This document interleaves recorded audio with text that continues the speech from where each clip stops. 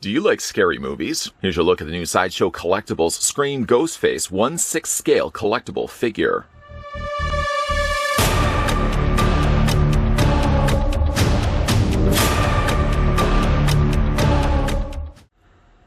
Recognizable for the haunting expression frozen on an elongated white mask, Ghostface is an unmistakably iconic part of the Halloween season. The Ghostface 6-scale figure captures the silent menace of this masked villain, wearing a tailored fabric costume of tattered black Reaper robes, complete with a hood and belt. The figure also features sculpted gloves, shoes, and a masked portrait, carefully sculpted to scare with its fidelity to the frightening trademark design.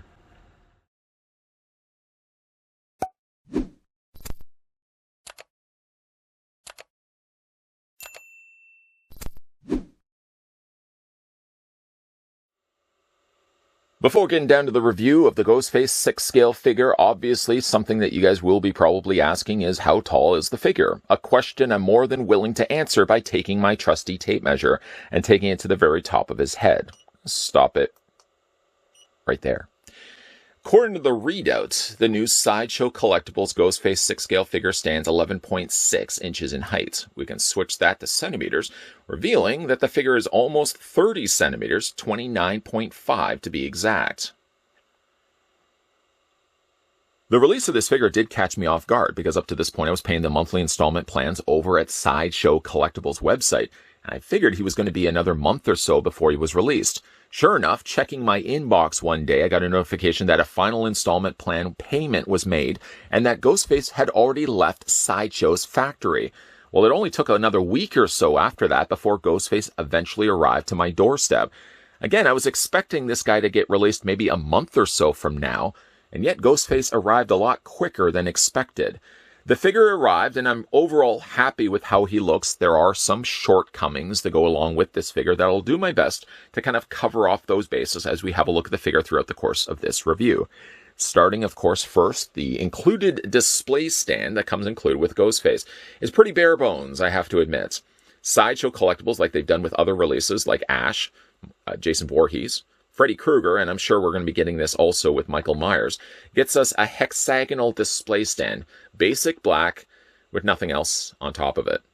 If this was an opportunity, I think, provided, they could have easily put a front placard on the front telling us who the character was, or at the very least, put something along the front of the base, along the top of the base, like something like Scream, or even put Ghostface, or even put the Ghostface mask.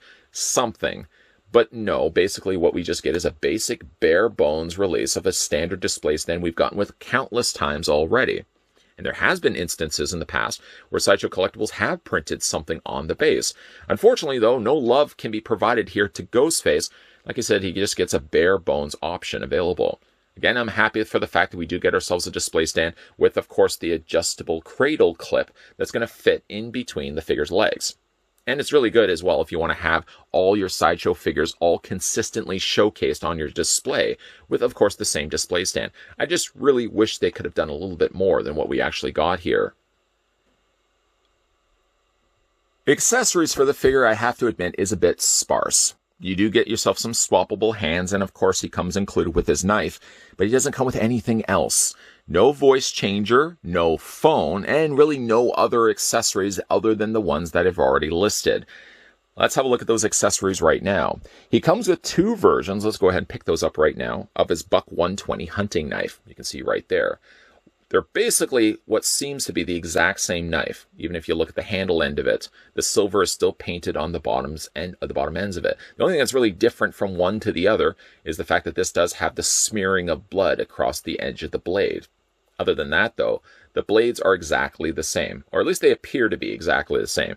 This one end of this blade right here almost seems like it's slightly smaller, but I feel like it's almost just more my eyes playing tricks on me. I do appreciate the fact that you get two versions of the knife, so if you want to display him with the cleaner Buck knife, you can. Or if you want to display him with the more bloodier Buck 120 knife, you can do that as well. But, like I said, this is the only accessories he comes included with. And a bit disappointing. For all the movies that he's appeared in, you'd think they could have thrown a little bit more in there than simply just the knife. At the very least, the voice-changing box, I think, would have been a crucial accessory. And yet, unfortunately, Sideshow Collectibles leaves it completely off. So he does come included with those. Then he comes included with a whole bunch of swappable hands. not including, of course, the closed fists that are currently the defaulted hands when you get him out of the packaging. Not the most exciting hands, I know. He does also come with 5 swappable hands as well. We'll have a look at those right now. The swappable hand options are a pair of just relaxed flat palms. You can see right there wearing the trademark gloves. The detailing on the gloves, admittingly, is pretty good. It doesn't necessarily require any additional paint, nor is any additional paint really added to the gloves. It's basically just the molded black plastic. But the gloves are pretty good. Probably not going to be displaying a feel with these hands, but at least I appreciate the fact that they would have included it. I want to also note as well, the one thing I do like about Sideshow releases, though I do sometimes find fault with their releases, I will say one of the things I do like, and it's probably just a small little thing to point out, is that each one of the hands have their own included pegs. Sometimes it can be a bit of a nightmare to remove hands to only find that the pegs have stayed behind, or they've stayed inside the hand sockets. With this route, you can easily just pop the hands out and replace them with the other hands. And like I said, each one of the hands have their own corresponding peg. So it comes with those. It comes with a couple of gripping hands. I suppose if you wanted to, you can actually have him wielding the knives with both of his hands, although that's probably a little bit on the stranger side. Let's get a closer look at those hands. The camera seems to want to be focusing in on Ghostface. Hold on a second, camera. Hold on a second. But you can see he has a couple of gripping hands, ideally suited for, of course, holding the knife. And again, with the options available with Thumbsy being on the opposing sides, means that you can have the hands on either side holding the knife. I like that. The one thing I do like that they did include with this figure is what I would consider to be the knife cleaning hand. You can see by the way it's gestured here, it's perfectly suited for actually taking the knife, as I did in the opening of this review, and actually looking like he's cleaning off the blade, like he does in the movies. He usually then stabbies somebody, and then takes his hand a lot of times and just wipes the blood off the knife. And you can mimic that by the included hand that they include with him. The only downside, though, is that this hand is only allocated to this side of his body. So if you want to have it swapsies, unfortunately you can't have the hand on this side because he just only comes with one version of it.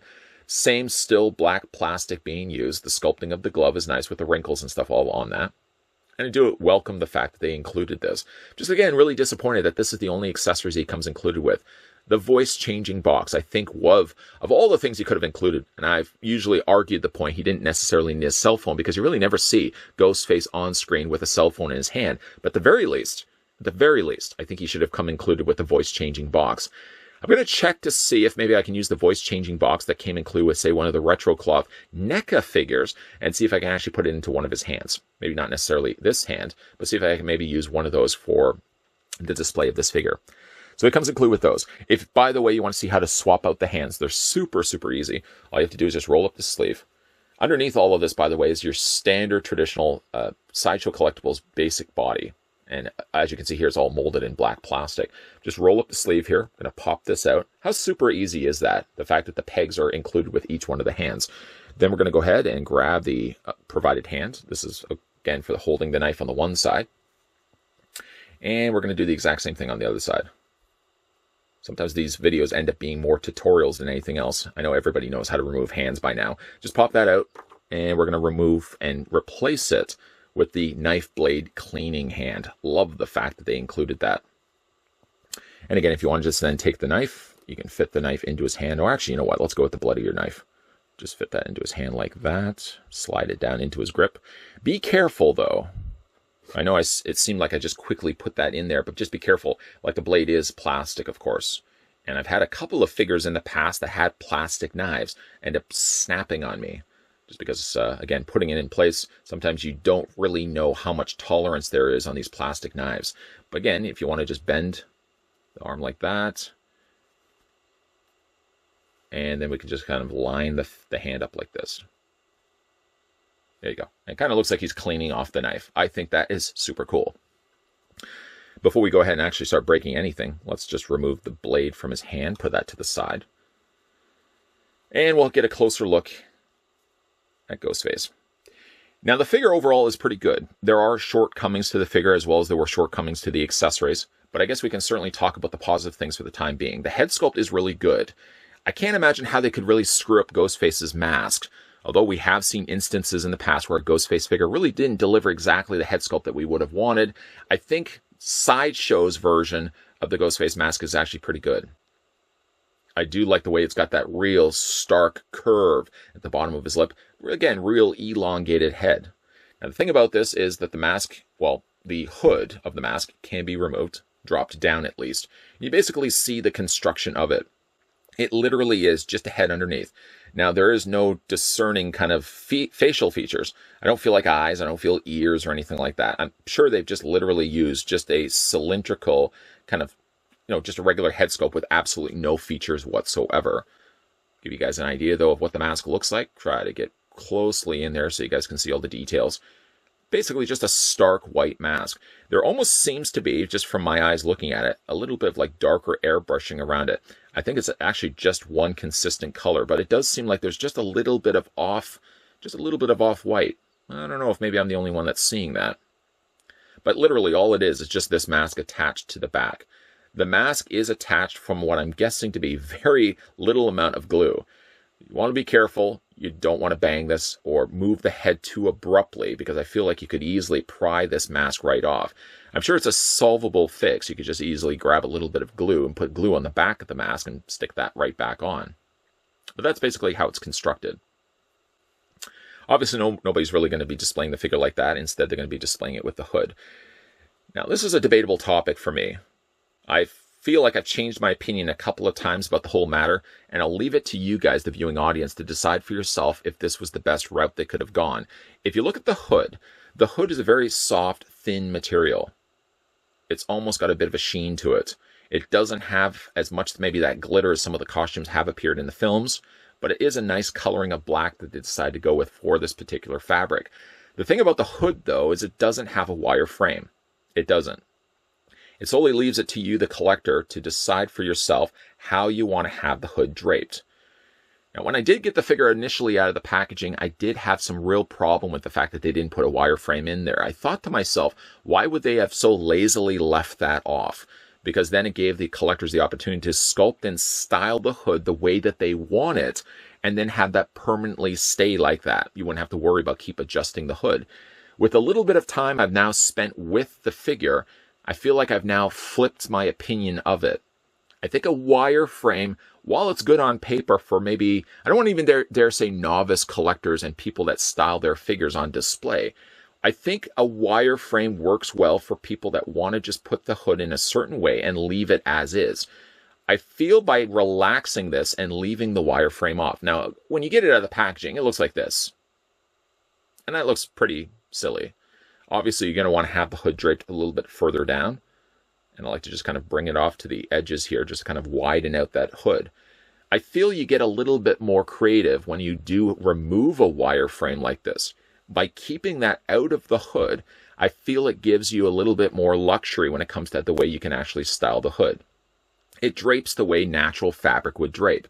Sometimes when I have seen, like figures that have wire frames, it does become a little rigid after a while. If you bend the hood for the first time, for example, the wire frame never really goes back naturally the way it should be. So I feel like maybe this is a case where I'm glad I changed my mind about the matter, because I almost would have even started this review earlier in to having this figure, complaining for the fact that Sideshow Collectibles didn't put a wire frame in the hood. Now I feel with a little bit of more time and just real time to actually display the figure, I'm really glad that they didn't use a wire frame, simply because it's then to you to decide how much of a drape you want to have on the hood. And I feel because you left the frame off, you get the hood naturally draping on the head sculpt, which I think is the biggest thing that you really want to have in the figure in the first place. Moving on from the figure's hood, let's have a look at the rest of the costuming here for Ghostface. Similar to what he has in the film, he has a long robe that goes almost floor length. Just comes up short enough to see that you can actually, there's the lower pant leg still sticking out.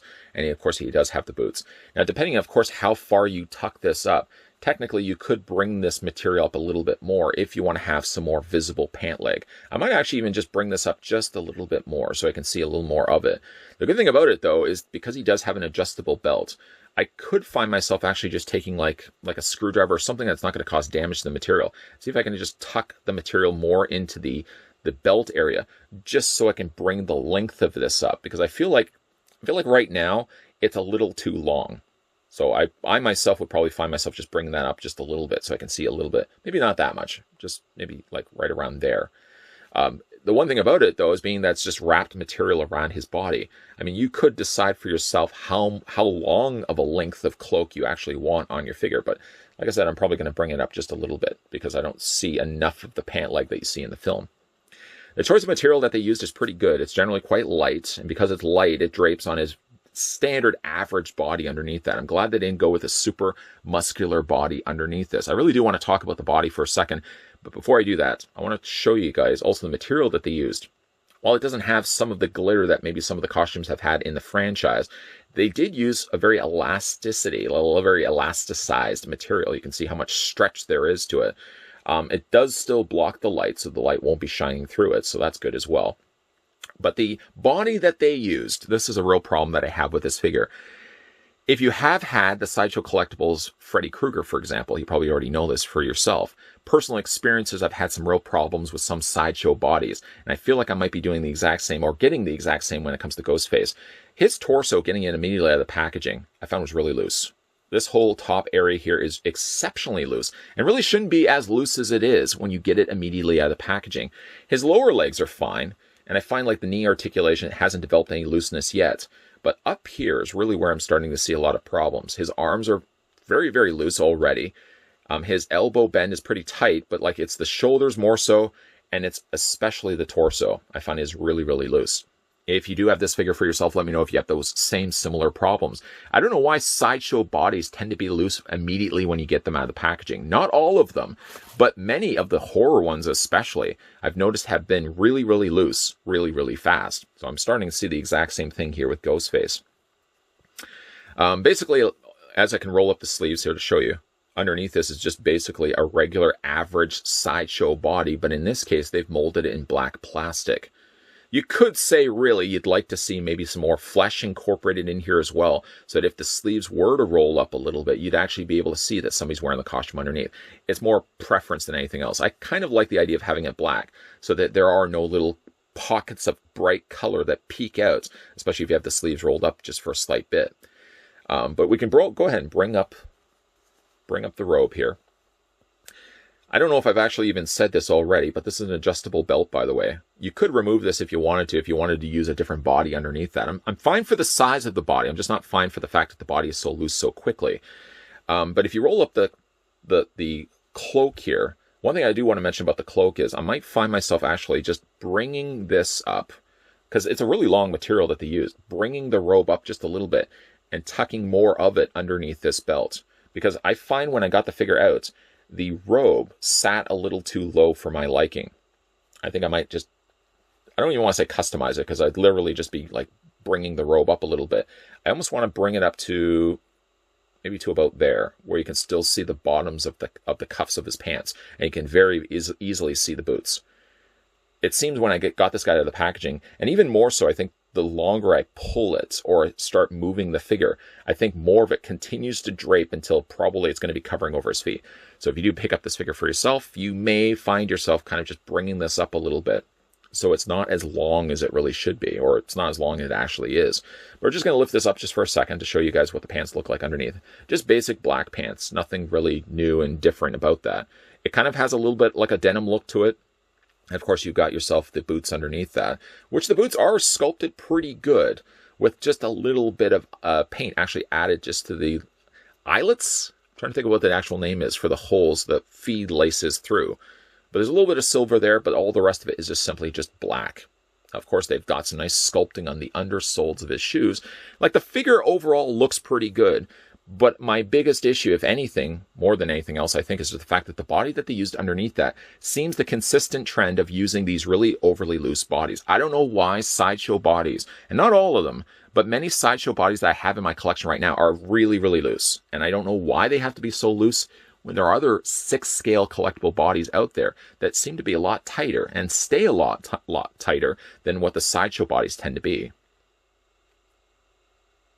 Let's go ahead and talk about the articulation here on Ghostface. What I would advise, if you are moving the head, maybe just put your finger against the mask. So when you are moving it, you're moving it together.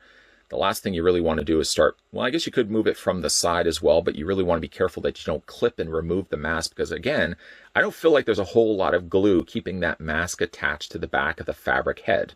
So again, just be really, really careful. But the head does tilt back and forth. I'm definitely going to decide to display the head slightly tilted, because I think that looks really menacing. But you can move the head down, you can move the head up, and you can, of course, rotate it back and forth this way as well. Keep going in there and adjusting this hood. As for his body, we've already talked about this already, I'm sure, at nausea, but we can go ahead and talk about it again. He does have a full torso articulated ball joint. The downside again about it is the fact it's just really loose. It shouldn't be this loose so quickly. I know I've already talked about it to death. You can bring the arms out at a full comfortable 90-degree angle bend. He does also have, in addition to that, he also has the shoulder crunching socket joint. So you can actually bring the arms a little bit more forward, or you can also bring the arms really arched back as well. He does have a double hinge on the elbow, so I appreciate the fact that they've done that. He has rotations on the hands, whatever hands you decide to display him with, and you can also rock those back and forth. For actual Ghostface's legs, they do split, but the downside, unfortunately, is the fact that the material, yes, does have some stretchy give to it, but because it's so close to his legs, you really can't bring his legs out too far. You would really ask then the question, why would you want to even have him with legs splitting anyways? But I guess if you want to have him in a walking pose, there's more than enough allowance, I think, provided in the material that you can still pull that off. Like you said, you can move the legs back and forth easily that way. He has a swivel at the top of the thigh. You can rotate it this way. He has a single hinge. I thought there would have actually been a double hinge, but I'm only feeling, let's just roll this up again. There seems to only be, oh, there it is. It was just really super tight. The whole time I've actually been playing around with this figure, I only feel like I could get a single bend on the knee. I guess I just had to exert a little bit more force to get that double hinge knee happening there. And then, of course, when we roll up the leg, got some visible socks in there as well. And you can rotate the boots back and forth this way and hinge them up and down. Being the nature of the material that they use, this is really, of course, denser plastic, means that you can really only rotate Ghostface's boots back and forth this way. Moving them up and down is a little bit more limited, and ankle pivot it, not so much. Overall, the figure is good. It does have shortcomings, for example, like the fact he doesn't have all the, I feel, the necessary accessories he really should have included in the first place. The voice-changing box, by far, is the thing that really this figure misses the opportunity of not having. After all, you don't necessarily want to display Ghostface always with a cell phone. I know a lot of people feel like Ghostface should really have a cell phone in his hands, but I don't think he does. I think, if anything, he probably should have included the voice-changing box and, of course, the 2 versions of the knife that he already includes. The tailoring of the costume is pretty good. I do now welcome the idea that they didn't use a wireframe for the hood. Initially not thinking I would have liked not having a wireframe, but I think it works to have the hood draping a little bit more natural on his head. My biggest issue really with the figure is not necessarily the way the costume is, nor the mask, because both are actually really good. It's the fact that they had to put it over top of, again, a really loose Sideshow Collectibles body.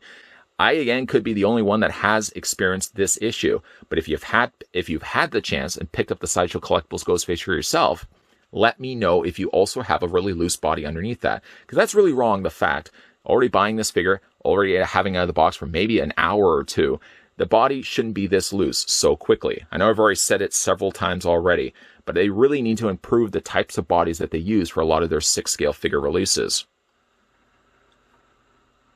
Thrilled for the fact that we finally get ourselves a legitimate Scream Ghostface 6-scale figure. Yeah, there has been third-party ones circulating for years, but now we have an official release one from Sideshow Collectibles.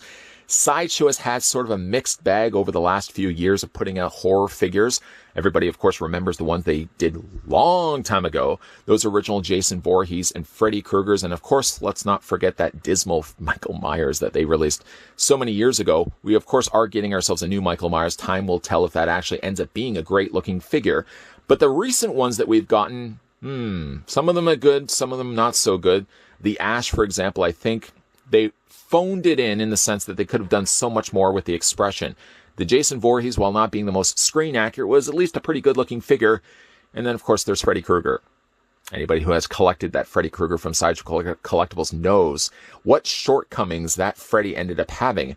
Ghostface, I think, settles being a little bit better than Freddy, a little bit better than Jason, and a little bit better than Ash. He is definitely one of the better figures that they've put out in recent memory. But how do you really screw up Ghostface? As long as you get that iconic mask down right, which I think they did, and you've got the cloak and hood properly done, as I feel they've done, I think you got yourself a pretty good looking Ghostface that you can put on display. Initially, I thought, why would they not have put a wireframe in the hood, which I already stated a couple of times in this review. But you know, the more I'm looking at this, I like the way that the hood naturally sits on his head. I think a wireframe would ultimately have just ruined so much of that effect. And I think because they didn't end up including it, and it could have just been more cost savings than anything else, I think you have a much more effective looking Ghostface. Possibly one of the better ones we've gotten in recent memory. Now, of course, the figure isn't without its flaws, one of which being the fact he doesn't have all the necessary accessories. Yeah, you get the buck knife. You get two of them, actually, which is nice. And you get the knife blade wiping hand. I don't even know what I would even call that. This is called the knife wiping hand. You get that, so that's a nice touch. But where's the voice changing box? Why wouldn't he have included that? Why didn't he include a cell phone? Although I still argue the fact that Ghostface doesn't really need to use a cell phone because you never really see him using it in the movie. Voice changing box was a must. And unfortunately, Sideshow Collectibles didn't include it. While the figure looks great, I feel like he's constructed not so great. The body that they put underneath that is still the tried and true go-to 6-scale body that Sideshow seems to use with many of their horror figures. And unfortunately, like the Freddy, who was extremely loose, I feel like Ghostface is following that same path of having an extremely loose body. Knock on wood, his legs are still good, his knees are nice and tight, and his elbows work fine and good, but his shoulders and especially his torso are already loose. And it really shouldn't be the case for a figure that we just literally got. Despite that, I'm overall happy with Ghostface. This could have been a case where I feel Sideshow could have thrown a little bit more at it. I mean, admittingly, they sort of just gave us a safe Ghostface with very little in the way of accessories. But overall, the execution of the figure, not for his body necessarily, but like just the way he looks, I think is a bang-on, good-looking Ghostface. Do you agree with me? Do you disagree with me? Let me know down below in the comments section. And if you've managed yet to pick up the Sideshow Collectibles Scream Ghostface, if you have, let me know down below in the comments section what you guys think of it. Also, if you're new to this channel and you're enjoying all the content you're seeing, because yeah, we're always putting new content up, make sure you hit the subscribe button down below, turn the bell notification on, and yeah, come back to this channel Monday to Friday, 12 p.m. and 2 p.m. Eastern Standard Time. We're going to be having a look at some more tantalizing horror-related items in some upcoming videos, so of course keep your peepers peeled for that. And as always, thanks for watching. I'll see you guys next time.